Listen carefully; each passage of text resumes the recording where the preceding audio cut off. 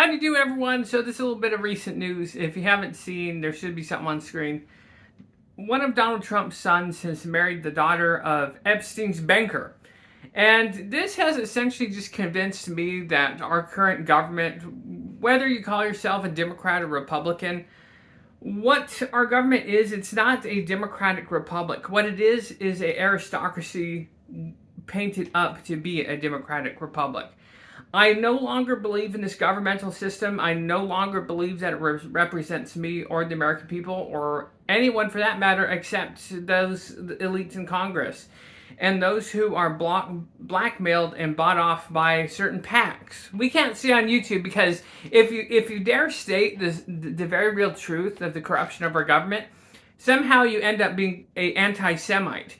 Which, by me even saying that, you know where I'm going with that. If you're a smart cookie, you understand with even the mentioning of PACs, that even recent elections here in Kentucky, that they can spend up to $15, $20, or $30 million to essentially buy a Senate seat. And that's what happened in Kentucky District 4, I believe. And of course, if you're not part of the in crowd, if you're not part of supporting the aristocracy, you're all of a sudden, again, an anti-Semite or an Iranian sympathizer or a Qatari shill. And Gorka, too, I'll tie this in. Gorka has labeled Tucker Carlson, or he's hinted at Tucker Carlson, Nick Fuentes, and Alex Jones as being domestic terrorists, and he wants to put them on a watch list. You know, so essentially what we got now is a orange Barack Obama, because Barack Obama did the same fucking thing, right? And now we have Trump and his friends doing the same thing with, right-wing opponents that aren't going along to get along within this aristocratic horseshit that's going on. And in my humble opinion, this is going to piss a lot of people off. MAGA is fucking finished. Because it's been usurped and co-opted by the people who do the same buying, bribing, and blackmailing of our senators and congressmen. And this is where I'm going to bring up the Epstein class. Because again, like we mentioned in the beginning of this video, Trump's son, one of them has married the daughter of Epstein's banker. You can't tell me that they just met and fell in love and had similar likes and interests. Now, that's a marriage. That's a political fucking marriage there. To keep an eye on Trump and to keep them in line. Because if he's married to the daughter of Epstein's banker, not only can there be an exchangement of funds, but there can be an exchangement of blackmail if Trump goes the other way, right? Because now they got his son connected to the daughter, which then now with Epstein's banker, they could probably easily set his son up for some shenanigans if Trump goes awry or breaks away. That's what I see this marriage as. It's a political marriage to keep Trump in line, and it's better than blackmail and the threat. Even if you believe or don't believe that Trump is connected to Epstein, well, now he is connected to Epstein by marriage to the daughter of the banker. So that's what I mean by what we have here is an aristocratic government. If you're an average Joe, if you're Thomas Massey that just wants to represent his people, you'll be maligned, defamed, smeared, and you'll have a totally non-foreign influenced AIPAC, political action committee, power up a stoolie, a yes man against you, so you'll lose your election and campaign. But then again, maybe in 5 to 10 years, this problem will solve itself. I'm not going to be too mean with that. You guys can figure out how. But essentially, in my humble opinion, the United States government, our democratic republic, nothing's really changed since the medieval era. It's just aristocratic corruption is really what it is. And if you're one of these people these partisan hacks who buy into your party, whether you're Democrat or Republican, if you continue this neocon or neo-lib shitty opinion, you're being used. You're being exploited. You're being used as a mouthpiece to consolidate more power for aristocrats, essentially, that aren't going to do shit for you. Remember, we were supposed to have lower gas prices under Trump, and we were supposed to enter a golden age. Has anyone seen the fucking golden age or lower gas prices around? Have you? No, you haven't. Of course, you have Trump saying, "I'm going to make a deal real soon, and the prices will fall pretty quickly. We made 20 different deals now that have fallen apart. And that somehow Trump has to ask permission from Bibi Netanyahu to continue with these peace deals.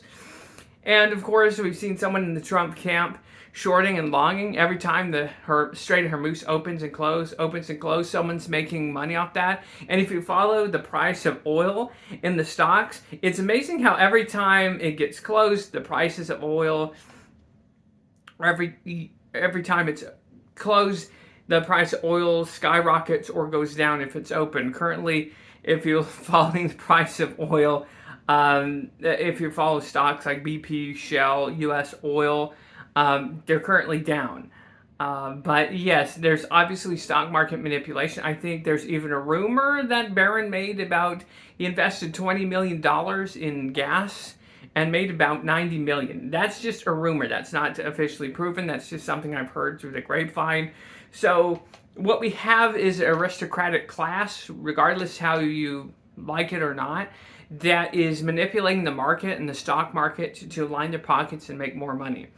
And if you look at Ocasio-Cortez, who was a broke bartender, now worth $20 million.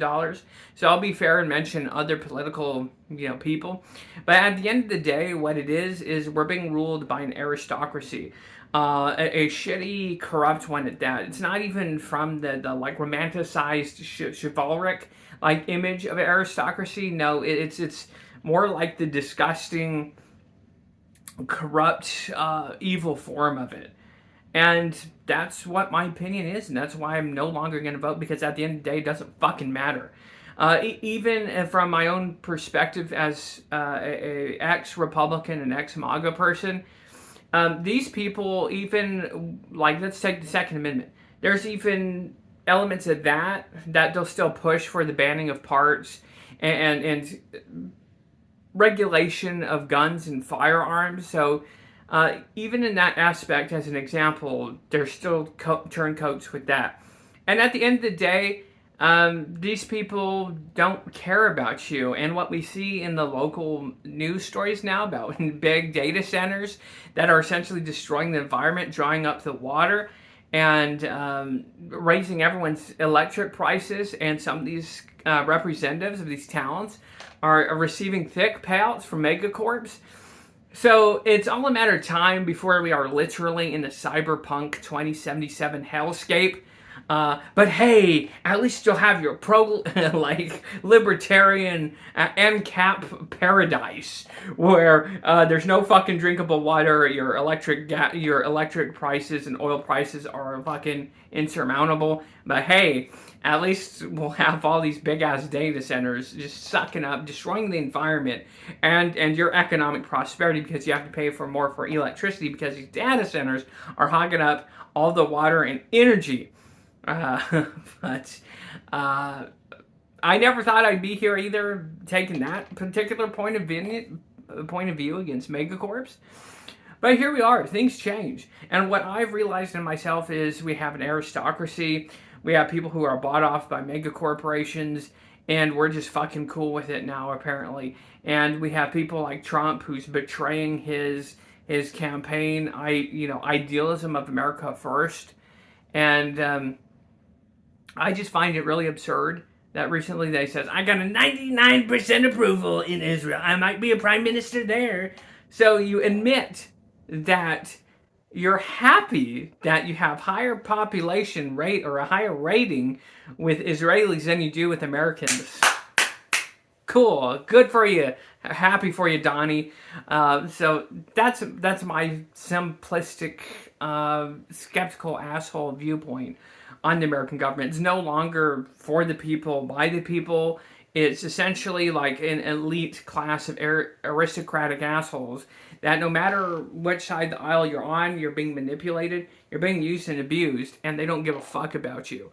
And at some point, when it gets so destabilized, when society and economics is so destabilized, these people are going to fuck off to their bunkers. They're going to fuck off to other countries. And we're going to be stuck holding the bag. We're going to be stuck with the situation that we'll have to live with, while these people are either on private yachts, bunkers, or in other countries. They'll have moved on. And that's what we're looking at. And that's why from here on out, I don't want to hear fucking anything about telling me where or who to vote for, because it's all aristocracy. Me, even as a millennial myself, no one represents me. No one gives a shit, generally, politically, or just in a societal sense, because we're to blame for everything somehow.